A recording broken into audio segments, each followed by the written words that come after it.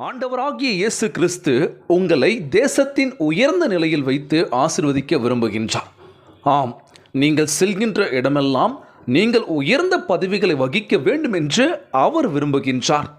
என் அன்பு சகோதர சகோதரிகளே, ஆண்டவர் நாமத்திற்கு சோத்திரம். தினம் ஒரு ஜப வழியாக பேசிக்கொண்டிருப்பது உங்கள் அன்பு சகோதரன் பிரபு. எப்படிங்க இருக்கீங்க? இன்றைய நாள் எப்படிங்க போச்சு? உங்களுக்கு மகிழ்ச்சியாக இருந்தீங்களா? எப்போவுமே சந்தோஷமாக இருங்க. இன்று 80வது சுதந்திர தின நாள் வாழ்த்துக்கள் உங்கள் அனைவருக்கும். நம் தேசத்திற்காக பாடுபட்ட நிறைய தலைவர்கள் இருக்காங்களா?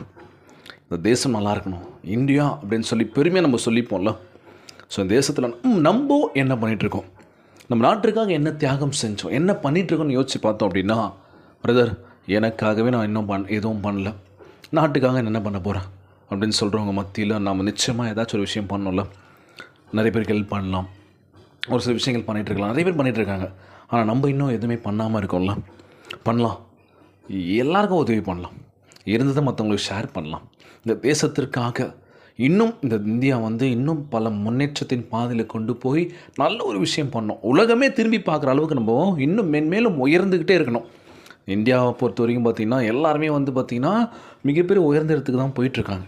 நம்மளும் மிகப்பெரிய உயரத்துக்கு போவோம், தேசத்தையும் நம்ம உயர்த்துவோம், நம்ம சுற்றி உள்ள ஒரு மக்களும் நல்லபடியாக பார்த்துக்கணும்ல. ஸோ இன்றைய நாள் நம்ம ஆண்டவராகிய இயேசு கிறிஸ்து எங்கள் வாழ்க்கையில் அர்த்தமே இல்லாமல் ஒரு வாழ்க்கை வாழ்ந்துட்டுருக்கோம்.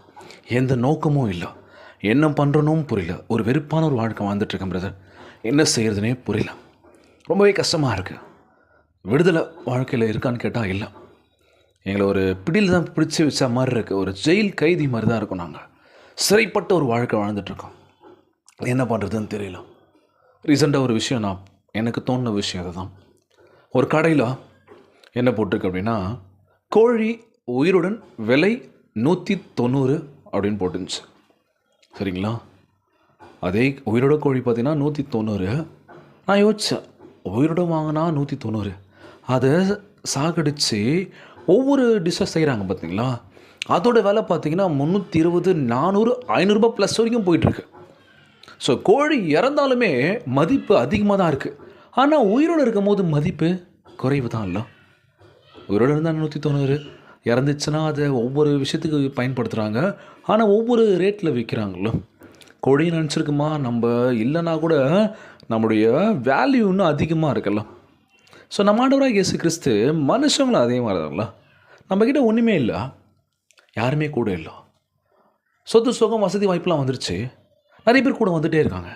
எப்படிங்க இருக்கீங்க, நல்லா இருக்கீங்களா அப்படின்ற மாதிரி வந்துட்டுருக்காங்க. இருக்கும்போது நிறைய பேர் வராங்க, இல்லாத போது ஏன் யாருமே வரமாட்டுறாங்க? ஒரு கேள்விக்குறி மட்டும்தான்.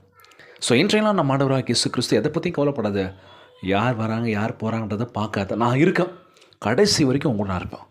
விசுவாசிக்கின்ற நீ விசுவாசித்தால் வாழ்க்கையில் மிகப்பெரிய உயரத்துக்கு போவாய். நிச்சயமாக போகணும்ல. யார் எது சொன்னாலும் கலங்காதீங்க. வாழ்க்கை நகர்ந்துக்கிட்டே இருக்கும், நம்மளும் நகர்ந்து போயிட்டு தான் இருக்கணும், மூவ் ஆன் ஆகிட்டே இருக்கணும். இப்படி ஆகிடுச்சு அப்படி ஆகிடுச்சு புலம்புறதை விட்டுட்டு என்னென்ன விஷயங்கள் பண்ணலாம்னு சொல்லி யோசிங்க. நிச்சயமாக ஆண்டவராகிய இயேசு கிறிஸ்து நமக்கு ஒருத்தரும் யார் இருக்க போகின்றார். இன்றைய நாள் ஜெபம். உலகில் வாழ்கின்ற எல்லாருக்கும் நம்ம ஜெபிக்க போகிறோம். ஜெபத்திற்குள்ளாக பயணிப்போமா? எங்களை மிகவும் அதிகமாய் நேசிக்கின்ற அன்புள்ள ஆண்டவராகிய இயேசுவே, இன்றைய நாள் வாக்குறுதி வசனத்திற்காக நன்றி ராஜா. அன்புள்ள ஆண்டவரே, எப்பொழுதும் உம்மோடு ஐக்கியமாக இருக்க எங்களுக்கு உதவி செய்வீராக. ஆண்டவரே, நீர் எங்களுக்கு முன்பாக செல்ல வேண்டும். ஆண்டவரே, உமது விருப்பத்தை செய்ய எங்களுக்கு உதவி செய்யுங்கப்பா. நாங்கள் நடக்க வேண்டிய பாதை எங்களுக்கு காட்டுங்க ராஜா. எங்கள் வாழ்க்கையில் நடக்கிற ஒவ்வொரு துயரத்தின் மத்தியில் கூட நீங்கள் எங்களுக்கு ஆறுதலாக இருக்க வேண்டும் என்று ஜெபிக்கிறோம்ப்பா. எங்கள் துறையில் எங்களை ஆசீர்வதிங்கப்பா. தேசத்தில் நாங்கள் மிகப்பெரிய உயரத்துக்கு போக வேண்டும் என்று கேட்குறோம் ஆண்டவரே. எங்கள் வாழ்க்கையை சுதந்திரத்துக்குள்ள உதவி செய்வீராக. நாங்கள் செய்வதில் என்ன செய்ய முடியுமோ சிறந்ததாய் செய்ய எங்களுக்கு உதவி செய்யுங்கப்பா. போகும்போது வரும்போதும் செய்கின்ற அனைத்து காரியத்தை கூட இருக்க வேண்டும் என்று ஜெபிக்கிறோம்ப்பா. அந்த ஜெபத்தை கேட்டுட்டு இருக்க என் அன்பான உறவுகளை ஆசீர்வதிங்கப்பா. எந்தவித நோய் நொடி இல்லாமல் ஆரோக்கியமான உடலத்தை தர வேண்டும் என்று கேட்குறோம். பலரும் பத்திரமா பார்த்துக்கோங்க ஆண்டவரே. இன்றைய நாள் ஜெபம் இயேசுவின் விலையேற பெற்ற நாமத்தினாலே ஜெபிக்கின்ற நல்ல பிதாவே, ஆமேன் ஆமேன். இயேசுவுக்கே புகழ், இயேசுவுக்கு நன்றி. மரியே வாழ்க. God bless you all.